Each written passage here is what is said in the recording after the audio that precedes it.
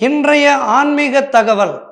இன்றைய ஆன்மீக தகவலிலே நாம் ஒரு அருமையான பரிகார ஸ்தலத்தை பற்றி பார்க்க இருக்கின்றோம். பரிகார ஸ்தலம், அதாவது தம்பதிகளுக்குள் ஏதேனும் கருத்து வேற்றுமை ஏற்பட்டு பிரிந்திருந்தால் அல்லது கருத்து வேற்றுமை காரணமாக அடிக்கடி சண்டை சச்சரவுகள் வருகின்றது என்றால் இந்த ஆலயத்திற்கு சென்றால் அவர்களுக்குள் நல்ல ஒரு ஒற்றுமை ஏற்படும். விவாகரத்து ரத்தாகும், விவாகரத்து ஏற்படாது.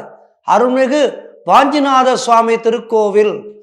இந்த கோவில் எங்கே இருக்குது பார்த்தீங்கன்னா, மூலவர் வாஞ்சிநாதேஸ்வரர், அம்மன் மங்கள நாயகி என்ற வாழ வந்த நாயகி. என்ன அருமையான தமிழ் பெயர் பாருங்கள், வாழ வந்த நாயகி. இந்த ஆலயத்தினுடைய ஸ்தல விருட்சம் பார்த்தீங்கன்னா சந்தன மரம்.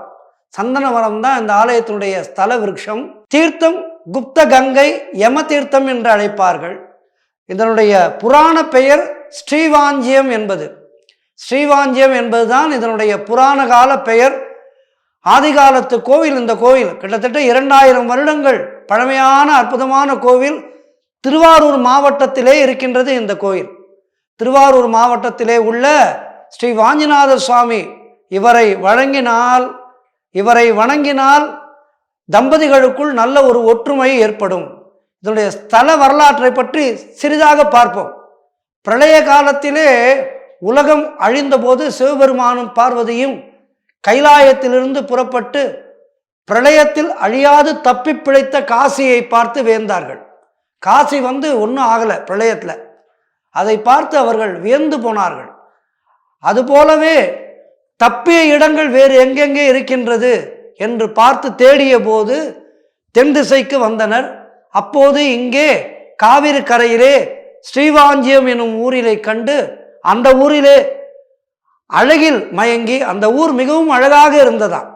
அந்த ஊரினுடைய அழகிலே மயங்கி லிங்க வடிவிலே சுயம்புவாக சிவபெருமானும் ஞான சக்தியாக பார்வதி தேவியும் இந்த ஊரிலேயே கோவில் கொண்டு விட்டனர். ஆகவே சிவபெருமானும் பார்வதி தேவியும் மிகுந்த சந்தோஷத்துடன் இங்கே அமர்ந்த காரணத்தினாலே இந்த ஆலயத்திற்கு தரிசனம் செய்தால் தம்பதிகளிடையே நல்ல ஒரு ஒற்றுமை ஏற்படும். ஆகவே இந்த கோவிலானது எல்லா தேவர்களும் வழிபட்ட கோயில்.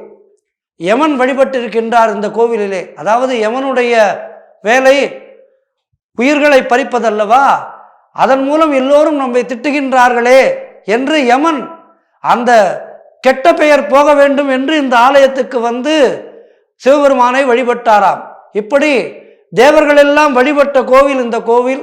இந்த கோவிலுக்கு சென்று தம்பதிகள் பூஜை செய்து வர தம்பதிகளிடையே நல்ல ஒரு இணக்கம் ஏற்படும். விவாகரத்துக்காக வழக்கு மன்றம் செல்ல மாட்டார்கள்.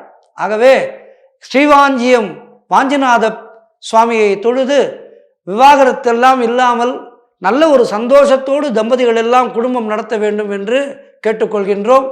பாருங்கள், வாஞ்சிநாத சுவாமியை சென்று தரிசனம் செய்வோம். வாழ்விலே எல்லா வளமும் பெறுவோம்.